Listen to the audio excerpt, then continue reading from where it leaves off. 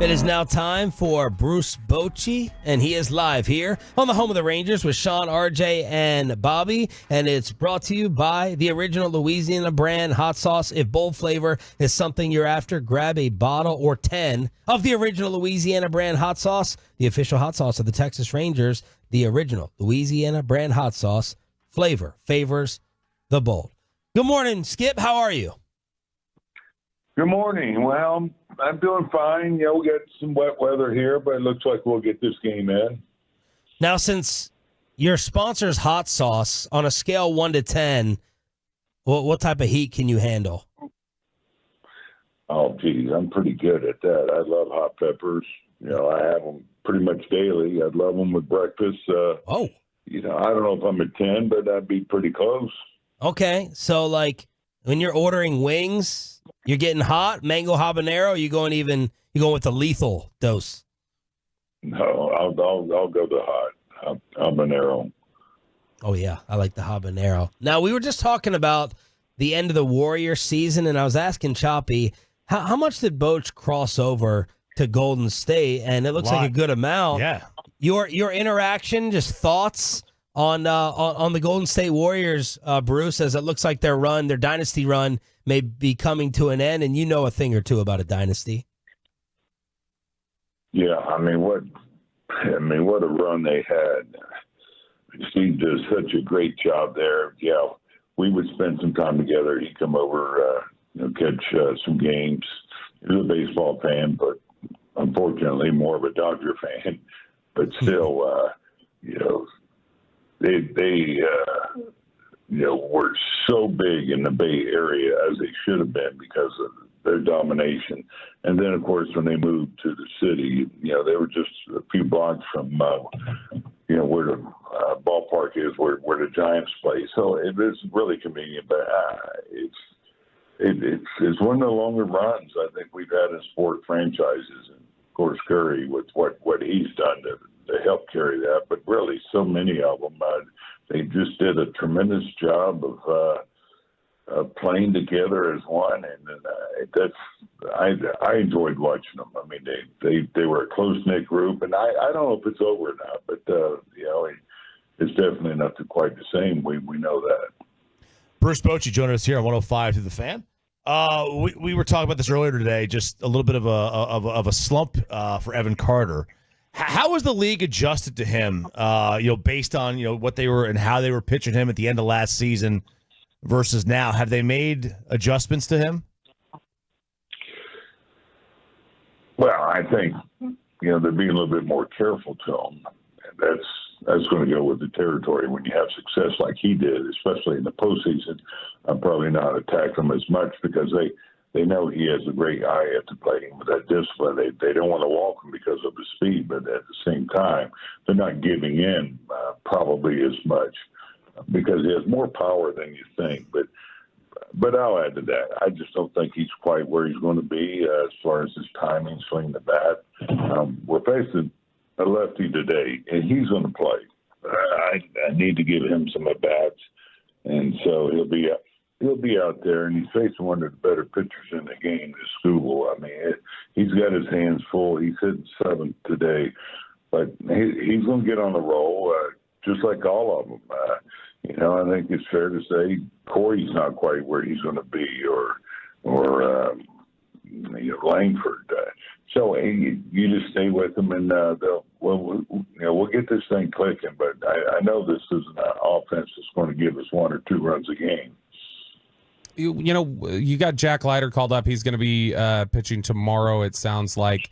What is it that you guys have seen from him within the organization, and just how excited are you for him, to go on this trek where last year obviously hits the developmental list, and now he seems to have really stepped up his game and is working the fastball well? Yeah, I just talked to Jack. What a big smile I had on his face. He's so excited about being here. And that just shows you the confidence that he has and what he's doing on the mound right now. And it showed in spring training, especially as the spring went. He just got better and better with his location. I talked about it many times. I just love the pace that he's going at now, and he's doesn't have those big misses like he used to. He's right around the glove for the most part, and which works in the major leagues when you have this kind of stuff. He's going to be 96. He'll about 97, but that good curveball and the changeup. And so you look at what he's doing, he's earned this. And so I can't tell you what's going to happen, but we're excited to have him ready to go tomorrow. He's here already. We'll prep him. We'll do all we can to help him. And it's a big day for Jack, because when you're number one pick, you want to get to the big leagues. You want to show everybody that you should have been a number one pick. So I'm not saying that he's felt that pressure, but I'm trying to imagine if that was me, I probably would have felt it a little bit. Yeah, that's interesting. That's kind of what I was wanting to ask you about. What kind of conversations do you have with him at all when it comes to the fact of, like, he was a really highly touted prospect, comes from a really prestigious college baseball program, grew up around the major leagues. How do you discuss with him the idea of, like, hey, let's just focus on baseball. Don't worry about expectations. Just come up here, play ball, and kind of block out any of that other extra pressure?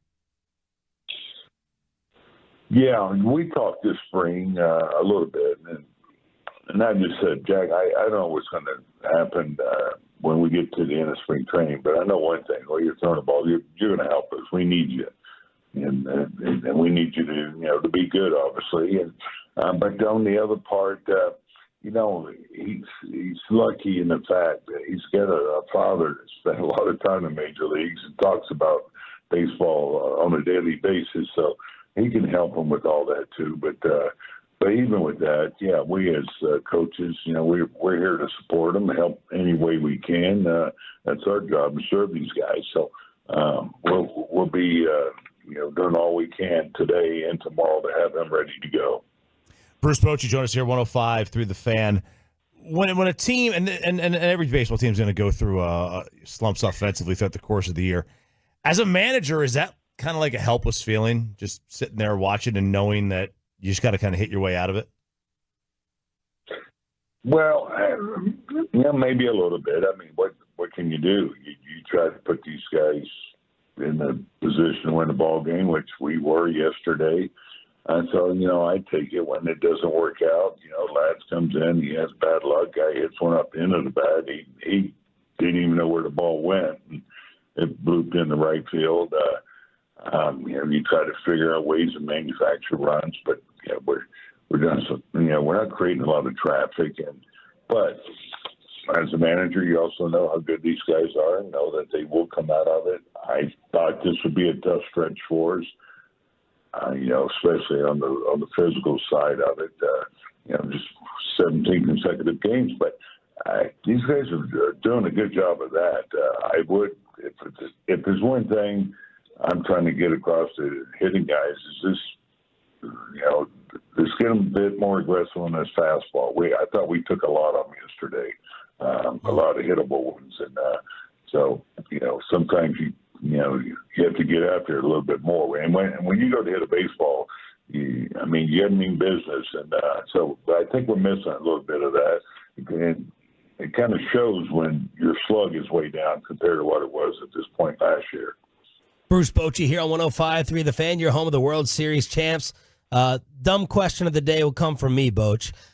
When guys are struggling, how do you weigh coming with a mechanical correction or breaking down the video versus like, hey, this is going to happen, like let him be for a week or two? How often do you guys go back with mechanical corrections? Let's break this down with the video versus just, hey, it's the ebbs and flows of a season.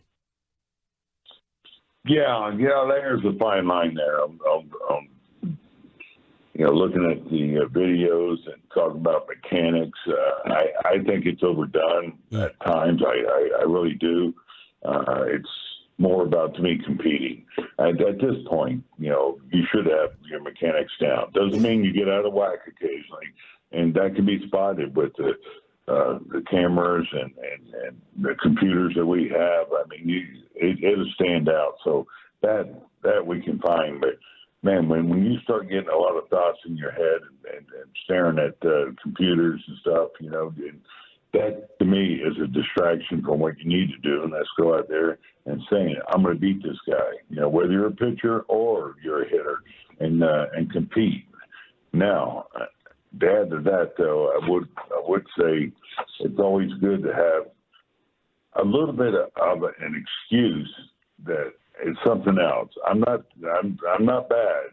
It's just my mechanics are off. So, that's temporary. So you're not telling yourself I'm bad now. No, it's not because of who I am. It's just, hey, I got a little flaw with my mechanics, again, on the pitching or the hitting side. So it can come into play, and that's why I say there's a fine line.